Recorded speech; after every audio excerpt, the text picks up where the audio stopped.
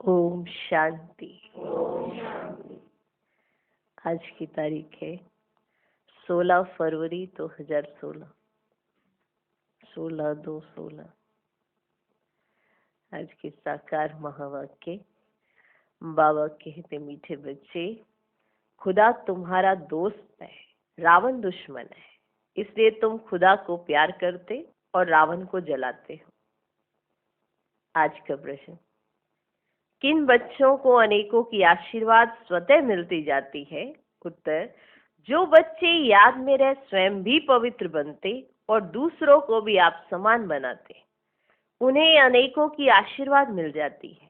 वे बहुत ऊंच पद पाते हैं। बाप तुम बच्चों को श्रेष्ठ बनने की एक ही श्रीमत देते हैं, बच्चे, किसी भी देहधारी को याद ना कर मुझे याद करो। आज का गीत है, आखिर वह दिन आया आज। ओम शांति। ओम शांति का अर्थ तो रूहानी बाप ने रूहानी बच्चों को समझाया है। ओम माना मैं आत्मा हूं और यह मेरा शरीर है। आत्मा तो देखने में नहीं आती है। आत्मा में ही अच्छे व बुरे संस्कार रहते हैं। आत्मा में ही अच्छे व बुरे संस्कार रहते हैं। आत्मा में ही मन बुद्धि है। शरीर में बुद्धि नहीं है। मुख्य है आत्मा। शरीर तो मेरा है। आत्मा को कोई देख नहीं सकते। शरीर को आत्मा देखती है। आत्मा को शरीर नहीं देख सकता। शरीर को आत्मा देखती है। आत्मा को शरीर नहीं देख सकता। आत्मा निकल जाती है तो शरीर जड़ बन जाता है। आत्मा देखी नहीं जा सकती, शरीर देखा जाता है। वैसे ही आत्मा का जो बाप है, जिसको ओ गॉड फादर कहते हैं, वह भी देखने में नहीं आते हैं। उनको समझा जाता है, जाना जाता है। आत्मा का जो बाप ओ गॉड फादर जिनको कहते हैं, उनको भी देखा नहीं जा सकता। उनको भी समझा जाता है, जाना जाता है। आत्माएं तो सब भाई भाई ही है। आत्माओं का बाप है परम पिता परमात्मा। जिस्मानी भाई बहन एक दो को देख सकते हैं। आत्माओं का बाप एक है, उनको देख नहीं सकते।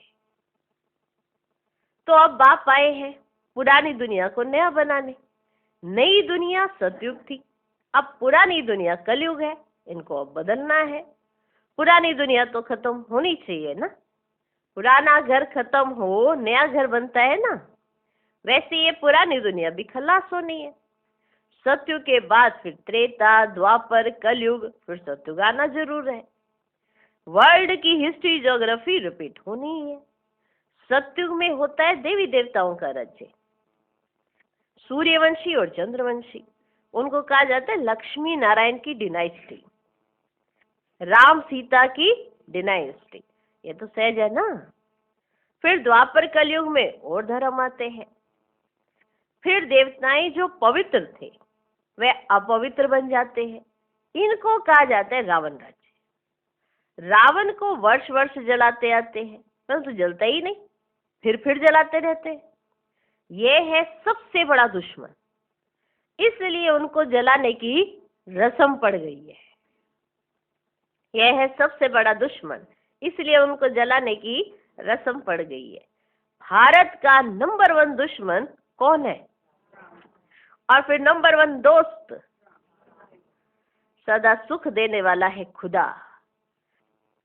खुदा को दोस्त कहते हैं ना, इस पर एक कहानी भी है। तो खुदा है दोस्त, रावण है दुश्मन। खुदा है दोस्त, रावण है दुश्मन। खुदा जो दोस्त है उनको कभी जलाएंगे नहीं। वह है दुश्मन, इसलिए 10 शीश वाला रावण बनाए, उनको वर्ष वर्ष जलाते हैं। गांधी जी भी कहते थे हमको राम राज्य चाहिए। राम राज्य में सुख है, रावण राज्य में दुख है। अब ये कौन बैठ समझाते हैं? पतित पावन बाप। कौन है वो? शिव बाबा। शिव बाबा ब्रह्मा है दादा, बाबा हमेशा सही भी करते हैं बाप दादा। वरना जब बाबा सही करते हैं ना तो लिखते हैं बाप दादा। प्रजापिता ब्रह्मा भी तो सबका हो गया, जिसको एडम भी कहा जाता है, उनको ग्रेट ग्रेट ग्रैंड फादर कहा जाता है। मनुष्य सृष्टि में प्रजापिता हुआ, प्रजापिता ब्रह्मा द्वारा ब्राह्मण रचे जाते हैं, फिर ब्राह्मण सो देवता बनते हैं। देखो कितना सहज करके बाबा समझा रहे हैं। ओम शांति का क्या अर्थ है, फिर आत्मा कौन है, कौन उसको देख सकता है, कौन नहीं देख सकता, परमात्मा कौन है, उसको कैसे देखा जाता है, उनको जाना जाता है, समझा जाता है, देखा नहीं जाता। कितनी वंडरफुल बात है। देखो शिव बाबा कौन है, पतित पावन शिव बाबा है। ब्रह्मा बाबा कौन है, ये प्रजापिता है ना। सहज करके बाबा बच्चों को समझाते हैं। प्रजापिता ब्रह्मा द्वारा ब्राह्मण रचे जाते हैं, फिर ब्राह्मण सो देवता बनते हैं। देवताएं फिर क्षत्रिय वैश्य शूद्र बन जाते हैं। इनको कहा जाता है प्रजापिता ब्रह्मा, मनुष्य सृष्टि का बड़ा।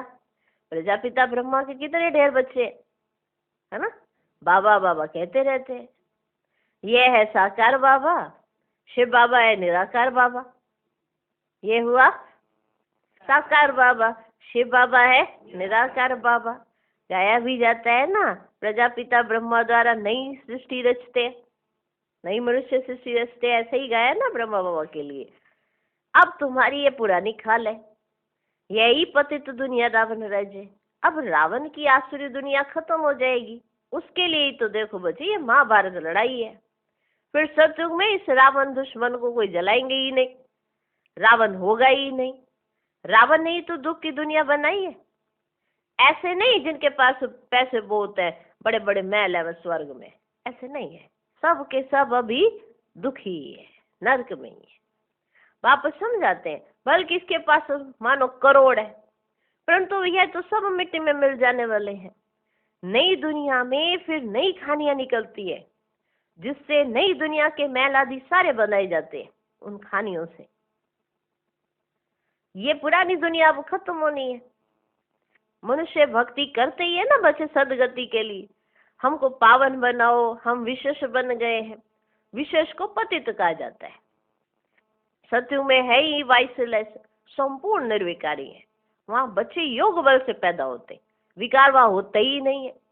ना देह अभिमान, ना काम, ना क्रोध, हाँ 5 विकार होते ही नहीं। इसलिए वहां कभी रावण को जराते ही नहीं है। यहाँ तो रावण राज्य है। अब बाप कहते तुम पवित्र बनो। ये पतित दुनिया देखो बच्चे खत्म होनी है।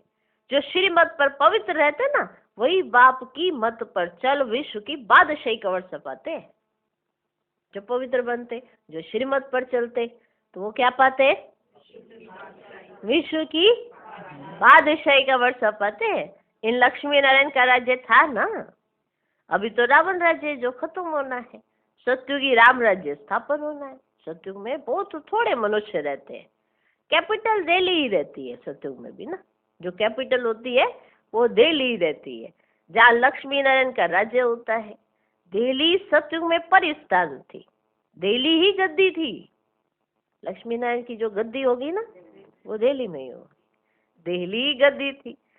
रावण राज्य में भी दिल्ली कैपिटल है, राम राज्य में भी दिल्ली कैपिटल रहती है। परंतु राम राज्य में तो हीरे जवाहरातों के महल थे, अथाह सुख था। अभी बाप कहते तुमने विश्व का राज्य गवाया है, मैं फिर तुमको देता हूँ, तो मेरी मत पर चलो। श्रेष्ठ बनना है तो सिर्फ मुझे याद करो और किसी देहधारी को याद ना करो। अपने को आत्मा समझ, मुझ बाप को याद करो, तो तुम तमो प्रधान से सतो प्रधान बन जाएंगे। तो मेरे पास चले आएंगे, मेरे गले की माला बनकर फिर विष्णु की माला बन जाएंगे। माला में ऊपर में मैं हूँ, फिर 2 है ब्रह्मा सरस्वती।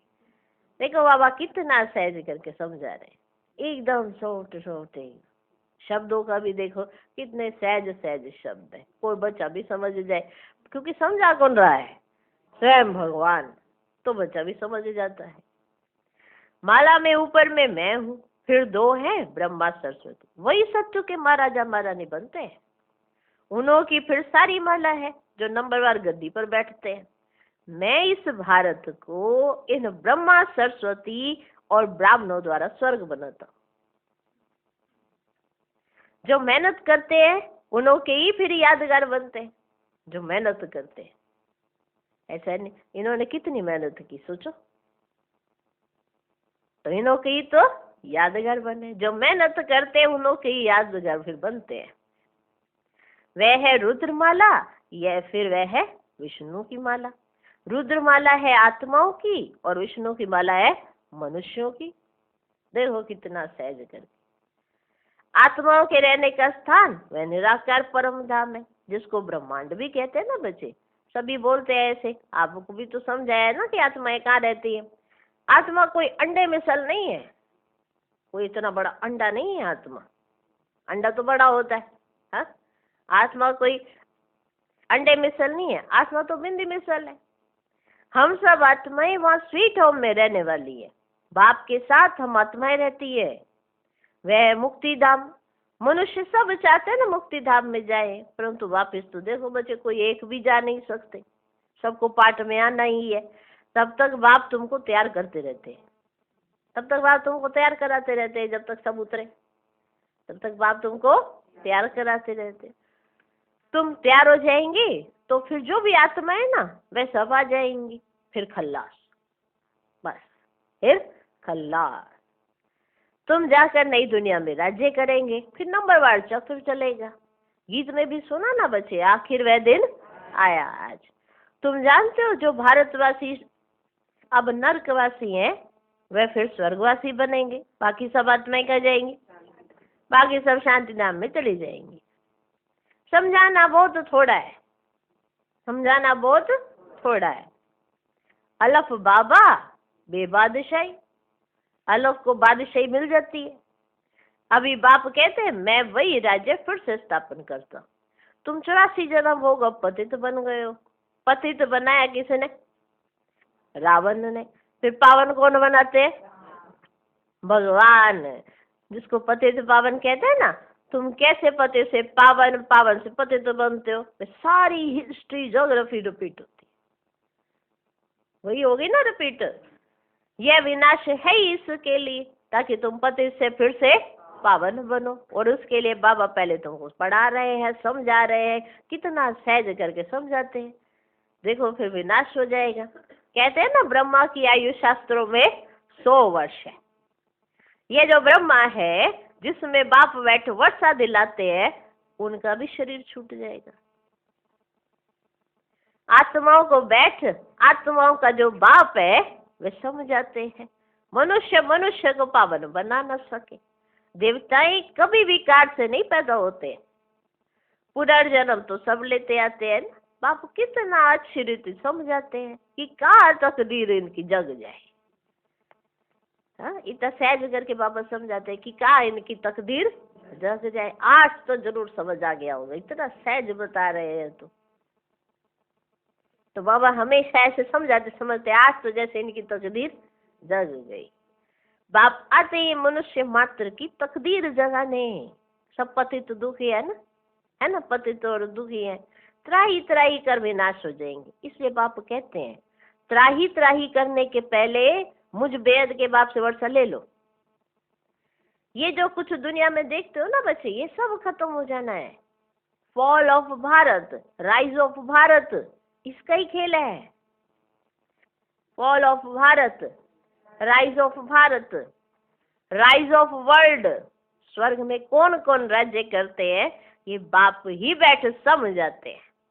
राइज ऑफ भारत देवताओं का राज्य, फॉल ऑफ भारत रावण राज्य। अभी नई दुनिया बन रही है, बाप से पढ़ रहे हो नई दुनिया का वर्षा पाने के लिए। कितना सहज। यह मनुष्य से देवता बनने की पढ़ाई है। ये भी अच्छी रीति समझना है। कौन कौन से धर्म कब आते हैं? द्वापर के बाद ही और धर्म आते हैं, ये तो समझ में आ गया है ना। पहले सुख भोगते हैं फिर दुख। ये सारा चक्र बुद्धि में बिठाना होता है, जिससे तुम चक्रवर्ती महाराजा महारानी बनते हो। सिर्फ अलफ और बे को समझना है। अब विनाश तो होना ही है। हंगामा इतना हो जाएगा बच्चे, इतना हंगामा हो जाएगा जो विलायत से फिर आ भी नहीं सकेंगे। इसलिए बाप समझ जाते हैं भारत भूमि सबसे उत्तम है। जबरदस्त लड़ाई लगेगी, फिर वहां के वहां ही रह जाएंगे। 50-60 लाख भी देंगे ना तो भी मुश्किल आ सके, ऐसी लड़ाई लगेगी। इधर से उधर नहीं जा सकेंगे। और भारत भूमि है सर्वश्रेष्ठ भूमि, तो वहां से यहाँ तो फिर आ नहीं सकेंगे। 50-60 लाख भी देंगे, देखो तब का था, 50-60 लाख भी देंगे ना तो सही का एक्यूरेट देखो, विनाश तक 50-60 लाख भी देंगे ना तो भी नहीं आ सकेंगे, तो भी मुश्किल आ सकेंगे। भारत भूमि सबसे उत्तम है, जहाँ बाप आकर अवतार लेते हैं। शिव जयंती भी यहाँ मनाई जाती है ना। सिर्फ श्री कृष्ण का नाम डालने से सारी महिमा ही खत्म हो गई। सर्व मनुष्य मात्र का लिबरेटर यहाँ ही आकर अवतार लेते हैं। सर्व मनुष्य मात्र का लिबरेटर, सभी धर्म की आत्माओं का भी, सभी मनुष्य आत्माएं, सबका लिबरेटर यहाँ ही आकर अवतार लेते हैं। शिव जयंती भी यहाँ मनाते हैं। गॉड फादर ही है जो आकर लिबरेट करते हैं। तो ऐसे बाप को ही नमन करना चाहिए, उनकी जयंती मनाना चाहिए। देखो शिव जयंती आई कि आई, अब खूब अच्छे से तैयारियां करो, जोर जोर से सबको आवाज भी फैलाओ कि बाबा आ गया है। पहले बाबा को परिचय दो तो वो भी कहे कि हाँ हमारा बाबा आ गया है। ऐसा मनाओ, मंग उत्साह से सेवाएं करो, शिव जयंती मनाओ बड़ी धूमधाम से। हाँ? बाबा का जन्मदिन है, आपका भी जन्मदिन है।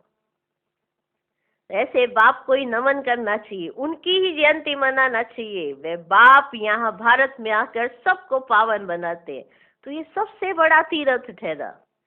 सबको दुर्गति से छुड़ाए सदगति देते हैं। ये ड्रामा बना हुआ है। अभी तुम आत्माएं जानती हो, हमारा बाबा हमको इस शरीर द्वारा ये राज समझा रहे हैं। हमारा बाबा हमको इस शरीर द्वारा ये राज समझा रहे। हम आत्मा इस शरीर द्वारा सुनती हैं, हम आत्मा इन शरीर द्वारा सुनती हैं और बाबा इस शरीर द्वारा सुनाते हैं। बस ये तो कितना सहज है, ये तो समझने का सर। आत्म अभिमानी बनना है, अपने को आत्मा समझ, बाप को याद करो तो कट निकलती जाएगी और प्योर बन तुम बाप के पास आ जाएंगे।